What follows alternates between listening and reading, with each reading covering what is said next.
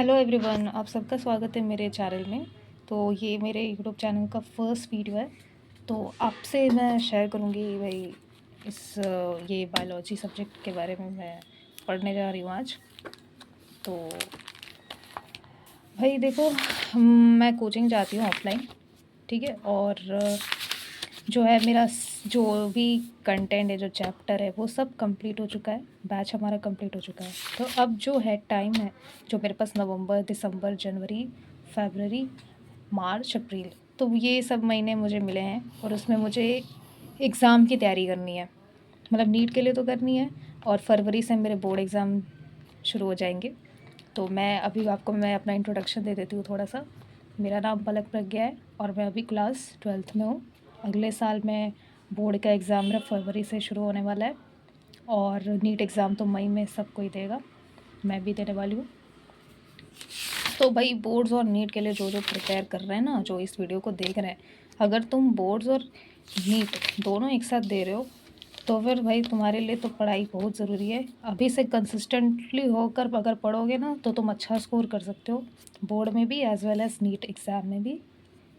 और जो बच्चे जो ड्रॉपर वाले जो देख रहे हैं ना, जो दीदी भैया, तो वो लोग तो लगे पड़े होंगे, नीट में ही फोकस कर रहे होंगे। तो आप लोगों को दिखा दूँ, मैंने ये पूरा हाईलाइट किया हुआ है। मैंने तो इंट्रोडक्शन वाला पार्ट भी पढ़ा है इसका। मैंने सोचा ये है कि बुक का एक भी कोना नहीं छोड़ना है, जो भी है सब हाईलाइट करके पढ़ो, है ना। इनके बारे में भी पढ़ो। लोग अक्सर ये स्किप कर देते हैं, लेकिन इनके बारे में भी पढ़ना चाहिए। हो सकता है एग्ज़ाम में इसी से पूछे पहला सवाल आपसे, है ना। अभी 2026 का इस साल का आप लोगों ने पेपर देखा होगा कि किस लेवल का सवाल किया था। तो 2026 का भी कुछ कह नहीं सकते। कुछ लोग कह रहे हैं कि ईज़ी हो सकता है, कुछ लोग कह रहे हैं कि हार्ड भी हो सकता है, जैसे 2025 का हुआ। तो हम कुछ कह नहीं सकते, इसलिए हम अपनी पूरी तैयारी करके जाएंगे, ठीक है। तो मैं आपको एक चीज़ बताना चाहती हूँ कि जिनको नहीं पता है कि बायोलॉजी की एनसीईआरटी कैसे रीड करनी होती है, तो सबसे पहले आप चैप्टर का नाम देखो। जिस चैप्टर को आपको पढ़ना है उसके जो इंट्रोडक्शन पार्ट है ना, उस पर फोकस करो। कि जैसे ये चैप्टर मैंने खोल रखा है, चैप्टर 1, तो ये है sexual reproduction in flowering plants. तो भाई इंट्रोडक्शन में ये है सबसे पहले फ्लावर। तो हमें ये सबसे पहले फोकस करना है कि फ्लावर के बारे में हमें पढ़ना है, क्योंकि फ्लावर क्या है, एक फैसिनेटिंग ऑर्गन है एंजियोस्पर्म का। सेकंड है pre fertilisation, structure and events. तीसरा पढ़ेंगे डबल फर्टिलाइजेशन। चौथा पढ़ेंगे पोस्ट फर्टिलाइजेशन। पांचवा पढ़ेंगे एपोमिक्सिस एंड पॉली एम्ब्रियोनी।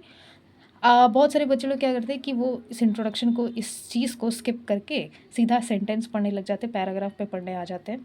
जो कि हमारा ब्रेन क्या होता है ना कि जो चीज़ जल्दी हो जाए, जो चीज़ ईजी तरीके से हो जाए, उस पर फोकस करता है। तो जब आप पहले इंट्रोडक्शन पढ़ लेते हो ना, तो आपके ब्रेन को सिग्नल जाता है कि हाँ, बस इन टॉपिक्स पे फोकस करना है। अब जैसे सिर्फ 5 टॉपिक है तो सिर्फ हाँ 5 टॉपिक के बारे में पढ़ना है। अब आप सीधा पैराग्राफ पढ़ने लग जाओगे तो आपका माइंड जो है ना, वो मतलब फोकस नहीं कर पाता अच्छे से। इसलिए सबसे पहले ये पढ़ना है, उसके बाद ही ये पढ़ना है ना। बहुत सारे बच्चे इसको स्किप कर देते हैं, तो जो स्किप करते हैं वो ऐसा ना करें। और अगर आप स्किप नहीं कर रहे हैं तो फिर बहुत अच्छी बात है, आप सही से पढ़ रहे हैं। डायग्राम्स को भी, जो जब जब आपको फिगर बोलता है ना कि फिगर विल हेल्प यू, तो तुरंत आपको फिगर जैसे दिखे वैसे ही फिगर को देखना है। ऐसा नहीं कि आपने पहले ये स्किप करके ये पूरा सेंटेंस पढ़ने लगे और उसके बाद जाके आप फिगर देख रहे हो, कि नहीं, पहले जब आपको फिगर बोले तो फिगर ही देखना है। जैसे इसका देखो, ये है typical स्टेमन, 3 dimensional cut section of anther. तो ये है एंथर, है ना, ये एंथर है, ये इसका लंबा सा स्टॉक है। जब आप इसका डाइसेक्शन करते हो, जब आप इसको ऐसे काटते हो ना बीच से, तो फिर ये आपका इस तरह का दिखता है। ये टेट्रागोनल शेप होता है। क्यों? क्योंकि ये देख रहे हो आप, ये ऐसा 4 है, 1 2 3 4, इसलिए इसको टेट्रागोनल बोला गया है। अब इसके शेप के अंदर ये ऐसी चीज़ होती है गोल सी, इसके अंदर पॉलन, ये पॉलन सैक है आपका, और पॉलन सैक के अंदर जो है ये है पॉलन ग्रेन। इसको गोल गोल चीज़ को पॉलन सैक नहीं बोलते, इस पॉलन सैक तो इस कमरे को बोलते हैं जिस कमरे के अंदर पॉलन ग्रेन भरा हुआ है, ठीक है। और लाइन ऑफ डेहिसेंस किसको बोलेंगे? जो ऐसे आपका इधर से जो लाइन रहता है ना, बस इस लाइन को ही लाइन ऑफ डेहिसेंस कहते हैं। और ये तो भाई ये जो स्टॉक आपको दिख रहा है, ये डंडा, भाई ये फिलामेंट है, ये स्टॉक भी कह सकते हैं आप इसको, ठीक है। तो बच्चे इस वाले डायग्राम में ज़्यादा कन्फ्यूज़ होते हैं। बाकी आप देख सकते हो मैंने पूरा हाईलाइट किया हुआ है, जो जो इंपॉर्टेंट चीज़ें सब हाईलाइट करके रखा वैसे तो कितने लोग के बुक पूरे के पूरे हाईलाइट होते हैं, क्योंकि सब कुछ इंपॉर्टेंट ही होता है वैसे तो। लेकिन हाईलाइट आपको उन चीज़ को करना चाहिए जो आप चीज़ें भूल जाते हो, जो वर्ड्स आप भूल जाते हो, सिर्फ उसी को हाईलाइट करना चाहिए, या उस सेंटेंस को हाईलाइट करना चाहिए जो आप बार बार भूल जाते हो।